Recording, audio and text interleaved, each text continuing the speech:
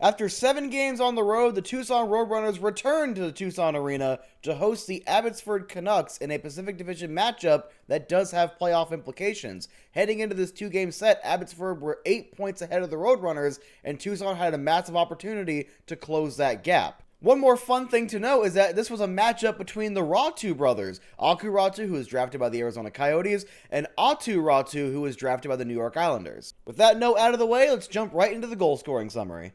15 minutes and 2 seconds into the first period, Igor Sokolov is 17th from Ben McCartney and Kevin Connaughton, giving the Roadrunners a 1-0 lead, which they held until the second period, where at 8:17, Cameron Hebig is 18th from Kyler Yamamoto and captain Austin Pagansky. And then with a minute and 10 seconds to go in the second period, Hunter Drew scored what eventually was the game winner with his 12th goal of the season. After the game, Coach Steve Potvin had this to say about Hunter Drew. It's nice to have guys that can score from distance. There aren't many in the league, and he's obviously proven that he can do that. But there aren't many guys that can score from distance and be as aggressive on the forecheck and be able to stand up for teammates the way he does also.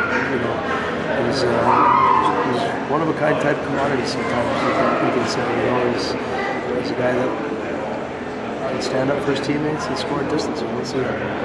In the third period, the Canucks would score 2 unanswered goals, making it 3-2, but the Roadrunners would hang on for a 3-2 victory behind a phenomenal performance by goaltender Matt Villalta, who stopped 37 out of 39 shots. I got to speak with him after the game, and I asked him, what is the goal at this point in the season? And here's what he had to say.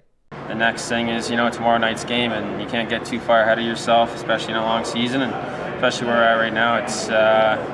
It's all eyes on tomorrow night, and after tomorrow night, the goal is get a win again, and then it's on to the next game. It's one game at a time, and you got to be in the moment, you got to live in your shoes, and focus on the task at hand. With the Roadrunners winning the first game in regulation, that put them in a good spot for the second matchup. However, before jumping into that one, I have one more quote from Coach Steve Potvin about the effort he saw out of the Roadrunners in the first matchup. You know what, it was the closest we've played to our identity for 60 minutes, but without any real, letdowns for long periods. If we had a turnover that resulted in some extended D-zone time, the next line out understood what they needed to do. They got pucks in, they managed it well.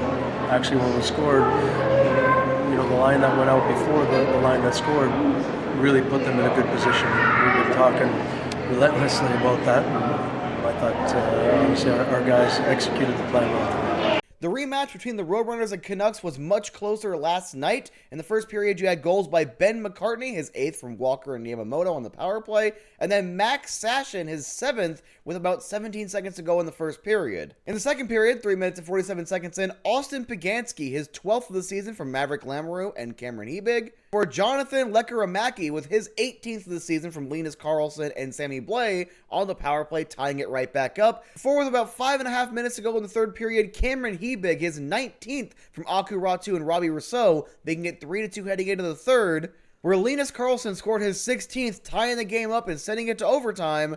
Where 1 minute into overtime, Andrew Agozzino, his 11th goal of the season from Sammy Walker and Artem Duda, and your final is 4-3 in overtime. The Roadrunners do sweep the series, though, with one of these matchups going to overtime, instead of there being a 4-point differential, there is still a 5-point differential in the division. And for Andrew Agozzino, he had missed about a month of play due to injury. This is his first goal since returning. He returned in the first matchup on Saturday night, and this Roadrunners team are sure happy to have him back. One more player I want to highlight is Sammy Walker, who was recently acquired from the Wilds. He has played in 9 games for the Roadrunners so far, and has 3 goals and 5 assists for 8 points in those 9 games. He's definitely fitting in well. Looking ahead on the homestand, on Friday, February 28th and Saturday, March 1st, they will be hosting the Rockford Ice Hogs, a team the Roadrunners do not play very often. So there you go. I am Matthew Jacobson for Jacobson Sports Network, signing out.